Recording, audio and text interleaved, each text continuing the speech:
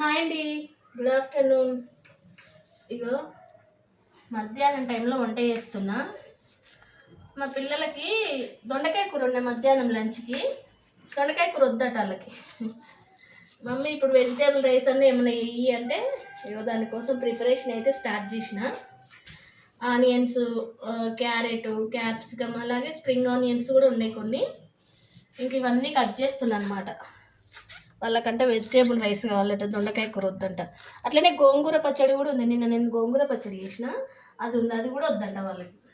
So ఇంక ఇప్పుడంట vegetable rice కావాలంట, దానికోసం చేస్తున్నా. మీ పిల్లలు కూడా ఇట్లనే ఉంటారా ఫ్రెండ్స్? ఇంట్లో ఉన్నది అంటే చేసింది తిన్నారు, ఇంకా వేరే ఏదో కావాలని వాళ్ళు ఎక్స్పెక్ట్ చేస్తారనమాట. మా పిల్లలు అయితే అంతే. ఇప్పుడు నేను ఏదైనా వండి పెట్టాను అనుకోండి, అది వద్దు మమ్మీ మాకు వేరే కావాలి అంటారు. ఇంకా ఏం చేస్తారు, అప్పటికప్పుడు ఒక్కొక్కసారి నాకు చేతనైతే చేస్తా, లేదంటే ఇంక ఉన్నదే తినండిరా అని చెప్పేస్తాను.